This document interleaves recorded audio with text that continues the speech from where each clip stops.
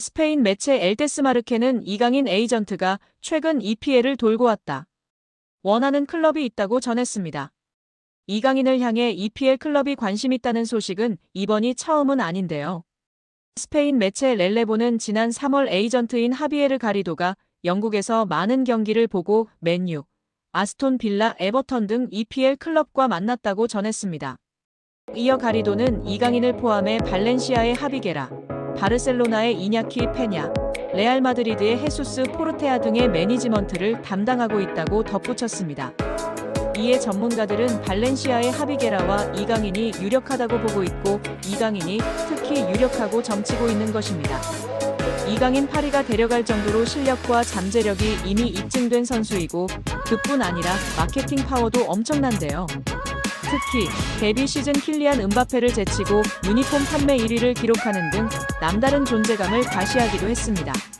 프랑스 매체 라데페체는 기자 압델라 불마의 언급을 전했는데 PSG에서 유니폼을 가장 많이 판매한 선수는 이강인이라고 전했다. 프랑스의 유명 기자 불마는 이강인은 마요르카에서 PSG 이적 후 인기가 높았다. 유니폼을 가장 많이 판매했다고 감탄을 금치 못했습니다. 프랑스 리그앙 공식 사무국도 이강인의 존재감을 조명했는데 PSG의 슈퍼스타는 이강인이다. 파리가 열광 중이다. 유니폼이 미친 듯이 팔린다며 놀라움을 금치 못했다. 프랑스 매체 르텐스포츠은 이강인은 대박이다. 영향력은 스포츠 수준에서 그치지 않고 있다.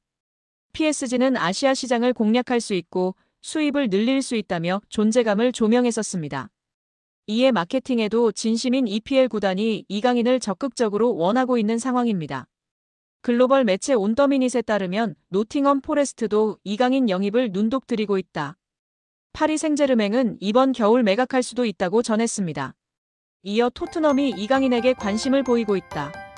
맨체스터 유나이티드와 뉴캐슬 유나이티드는 PSG와 접촉했다.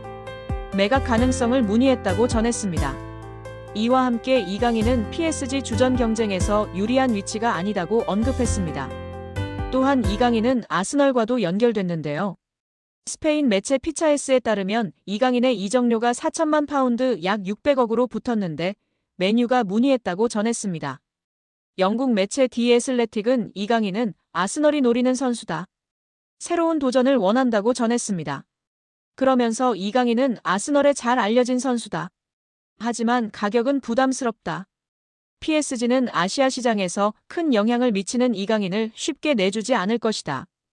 임대 후 완전 이적이라면 가능할 수도 있다고 덧붙였습니다. 유럽의 각 매체들이 직접적으로 언급한 EPL 구단만 노팅엄, 뉴캐슬, 아스톤 빌라, 에버튼, 토트넘, 아스널, 맨유로 총 7개 구단입니다. 물론 이강인과 하비게라 2명 중 1명인 구단도 있는데요. 과연 이강인의 행보는 어떻게 될까요? 유럽 축구 전문 기자 파브리치오 로마노에 따르면 알켈라이피 회장은 우리는 앞으로 6에서 8년 더 함께 뛸 수 있는 팀을 만들고 싶다라며 유럽 축구연맹 챔피언스리그 8강팀 중 가장 어린 팀을 보유하고 있다. UEFA 클럽 랭킹 10위 안에서도 가장 어리다. 정말 자랑스러운 일이다라고 말했습니다. 현지에서는 알켈라이피 회장의 발언에 대해 미래 자원들로 리빌딩에 착수할 거라고 선언한 것으로 보고 있습니다. 킬리안 음바페가 떠난 후 새로운 청사진을 그리고 있다는 분석입니다.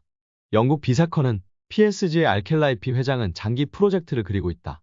앞으로 6년, 7년, 8년은 뛸 수 있는 젊은 선수들을 중심으로 팀을 개편하고자 한다라며 알켈라이피 회장의 최근 발언은 과거 음바페를 지키려고 했을 때의 발언과 상당히 대조적이다라고 전했습니다.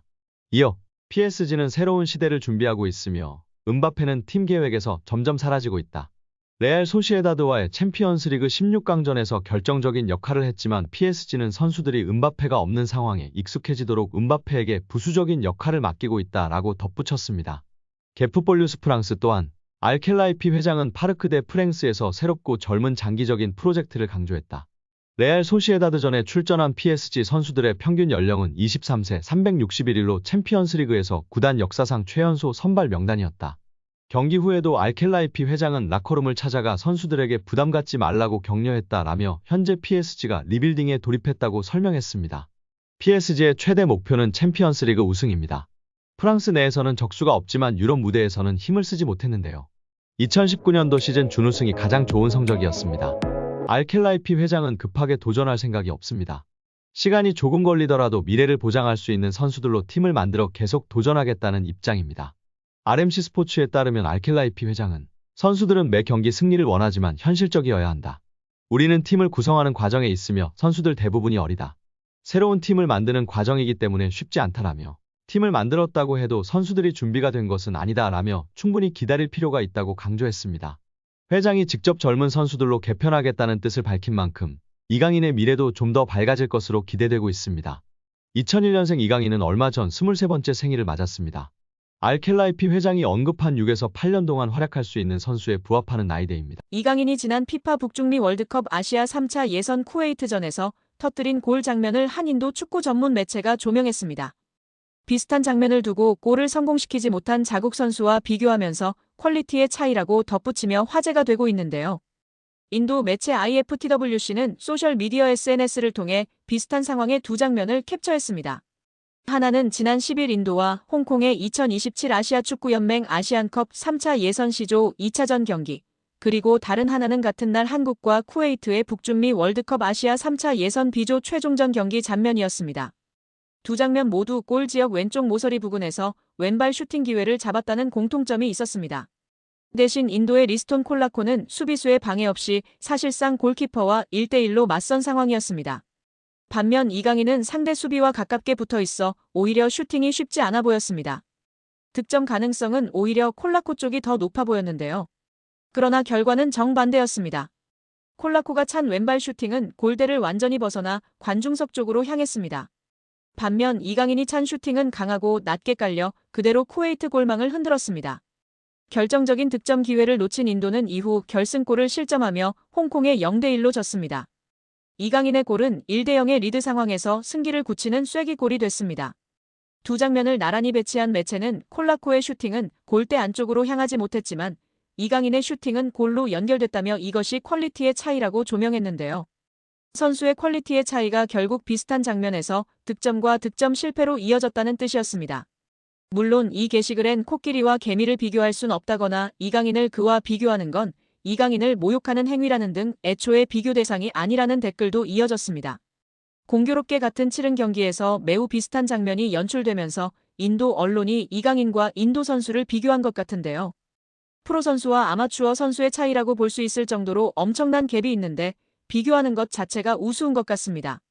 구독자 여러분들의 생각은 어떠신가요? 홈에서 쿠웨이트를 상대로 기분 좋은 대승을 거뒀습니다. 이후 인터뷰에 나선 이강인은 소신과 앗을 중간에 걸친 발언으로 팬들의 설왕설래를 불렀습니다. 경기 후 홍명보 감독과 함께 인터뷰를 나선 선수는 승리의 주역 중 한 명인 이강인이었습니다. 이강인은 이 자리에서 논쟁의 여지가 있는 인터뷰를 남겨 눈길을 끌었는데요.